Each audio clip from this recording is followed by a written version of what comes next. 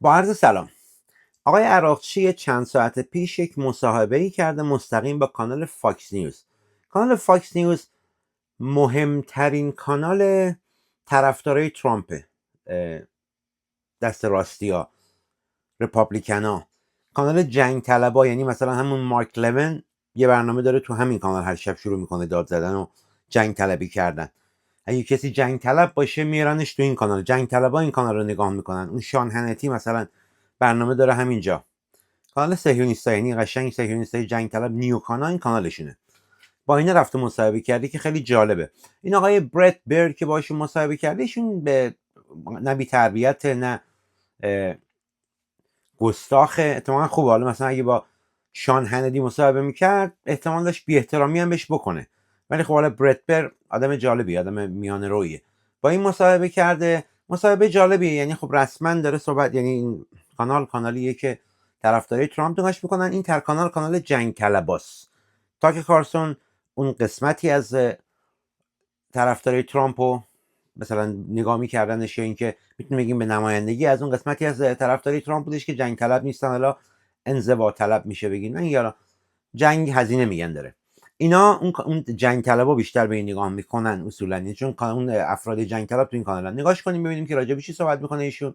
من اینو برای شما زیرنویس گذاشتمش، جالب بودش. حالا من یک دو ساعت دیگه خودم یه ویدیو درست میکنم راجع به صحبتایی که ایشون کرده بود، حالا نظر خودم میگم. Mr. Foreign Minister, we appreciate the time. My pleasure. Are you open to direct talks with the Trump administration to try to find a solution that could de-escalate heightened regional tension after all that's happened? Well, we are open to talks, not direct for the time being. If they are coming for a win-win solution, I am ready to engage with them. I mean that we are ready to do any confidence-building measure needed to prove that Iran's nuclear program is peaceful and would remain peaceful forever, and Iran would never go for nuclear weapons, and in return, we expect them to lift their sanctions. This is a win-win game, and we are ready to engage in that. We cannot start these negotiations in a direct way. We still prefer indirect negotiations. Were you truly empowered to make a deal if it came to that? There are people obviously who wonder whether you are empowered by the Ayatollah to make such a deal. Are you? Well, of course I was empowered to make a deal. If you ask me about the negotiations I had with Mr. Witkoff, I think there was a possibility to make a deal. I told Mr. Witkoff very clearly several times that if the purpose of these talks is to achieve a deal in which Iran commits itself permanently not to go for nuclear weapons, that deal is achievable. But if you want to deprive us from our legitimate rights, including, enrichment, that is not going to happen. But why not import enriched uranium as other countries do as part of the deal? Why not do it that way? Well, because this is an achievement, a scientific achievement that we have been achieved by ourselves. Why we should import something that we can produce by ourselves? Because you take it past the percentage. You take it to 90% or 60% and instead of 35%. No. We never go to 90%. We remain committed to below 5% for, to produce fuel for nuclear power plants. And we also enriched up to 20% because we have a research reactor in Tehran, which is called Tehran Research Reactor, TRR. So we are enriching uranium for our own needs. And we once went up to 60%, and that was after the sabotage in our nuclear facilities. And then we, go up to 60%. But I was a negotiator at that time. I told our interlocutors that we immediately go down if a nuclear deal is achieved. Mr. Foreign Minister, what is the extent of the damage to the nuclear enrichment program after these attacks? Well, our facilities have been damaged, seriously damaged, the extent of which is now under evaluation by our Atomic Energy Organization. But as far as I know, they are seriously damaged. Did the already enriched material survive? Is it accessible? Well, I have no detailed information. As I said, our Atomic Energy Organization is responsible for that. They are now trying to, evaluate what has exactly happened to our nuclear material, to our enriched material, and we will soon inform, the agency, IAEA, about the exact, that what has exactly happened to our enriched uranium. We have not stopped our cooperation with the agency. We continue working with them. We need a new modality because the facilities have been destroyed. So you're saying that you may allow UN inspectors back into your country, all the sites, the IAEA to see all the sites? Well, based on the modality that we come to with the agency, that would be possible, case by case. So any request by the agency to visit any place or to send inspectors or whatever should be carefully considered by our Supreme National Security Council because of the safety and security concerns. Understanding those concerns, does Iran plan to reconstitute its enrichment program? Is it continuing now, or has the damage been so severe that it is all stopped? It is now stopped because, yes, damages are serious and severe. But obviously, we cannot give up our enrichment because it is an achievement of our own scientists. And now, more than that, it is a question of national pride. Our enrichment is so dear to us. We are ready to engage into negotiation to make sure that our enrichment is only for peaceful purposes. We prefer a negotiated solution. Right. We are not ready to give up something which is now a matter of dignity for the Iranian people, a matter of national pride. So rest assured that we want to continue our enrichment, but of course we prefer a negotiated solution for that. Mr. Minister, with all due respect, obviously it's not just the U.S. and Israel, but other world leaders who have concerns about the enrichment program. Why would you need to put it a half mile under a mountain facility to protect it if it was a completely peaceful program? That's just some of the thoughts about it. Secondly, President Trump has said he would not hesitate to launch more strikes if Iran tries to rebuild its enrichment program. So what's your response to President Trump? Because of the constant threats by Israelis, by the United States in the past, we had no way but to protect our facilities and to protect our material and protect our scientists.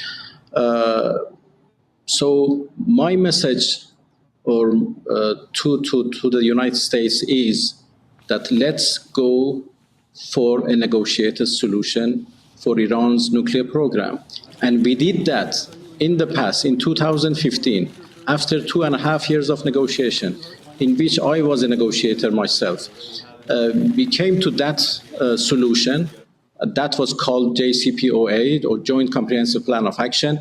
Maybe the current administration doesn't like that, but we can come to a similar deal, a better deal than that. I think that was proved that there is no military option to destroy our nuclear program. Yes, facilities have been destroyed. They are severely destroyed, but the technology is there. Our nuclear program, our enrichment program is not something imported from outside that can be destroyed by bombings.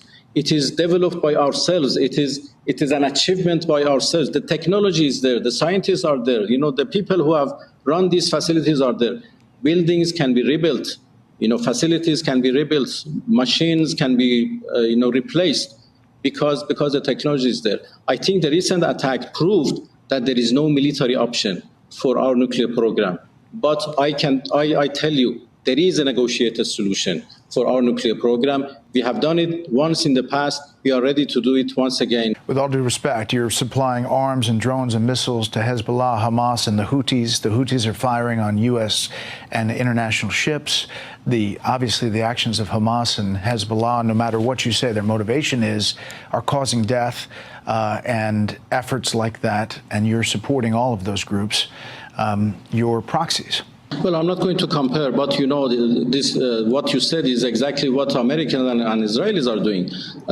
The United States have supported Israel with all kinds of weapons, sophisticated weapons, to kill people in Palestine, in Gaza, in the West Bank, in Lebanon, in Syria, now in Iran, and in Yemen. We believe that those freedom fighters, let me say, Hamas, Hezbollah, Houthis, they are fighting for a just cause, and we have always supported them politically and in other ways, because we think that they are, as I said, fighting for something absolutely legitimate. Even if that fighting, in their words, is about wiping Israel off the face of the map. Well, if we have never said that. They have. Well, that is up to them. They are fighting for their own homeland, so they may say anything.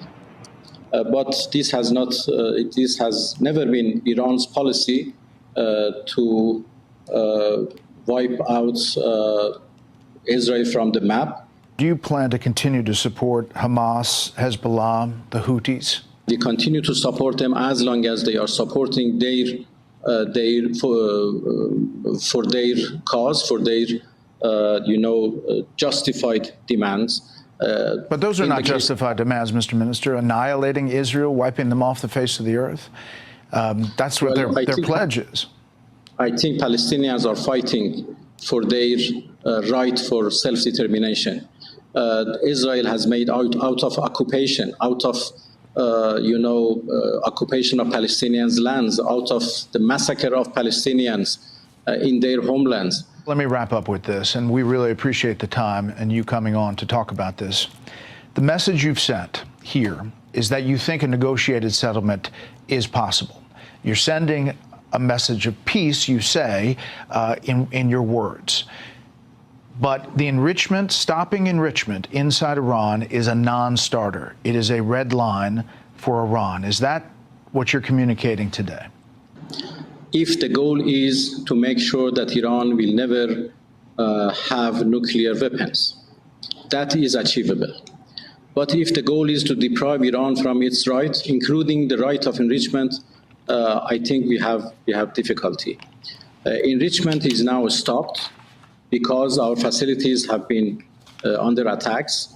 But any settlement for Iran's nuclear program should include enrichment in the future, because that is our right. We can never give it up. And if the deal included something about a reduction in missile production or a reduction in funding for terrorist proxies who you call freedom fighters, could that be also part of a deal? Well, on our missiles, as I said, that is our most reliable means of defense. How we can disarm ourselves? Who can accept any deal like that?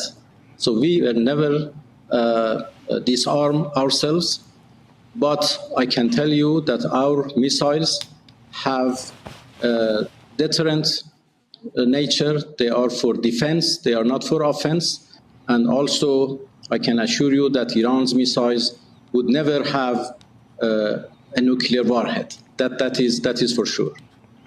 And lastly, can you envision a time where you would have direct talks with either President Trump or the Trump administration? Well, not for the time being, but maybe in the future. Everything depends if the United States is ready to deal with Iran on an equal footing, on mutual respect, and based on mutual interests, knew we are ready to continue on other subjects. But unfortunately, the JCPOA or the previous deal didn't become a successful story, didn't become a successful experience for us. And this is why we are very skeptical with Americans right now. This is why we are not ready to engage with them directly. But the moment we feel that everything is in the right order, then everything is possible. Mr. Foreign Minister, we appreciate your time. Thank you for joining us, and we'd love to have you back as things move forward. My pleasure. Thank you for inviting me.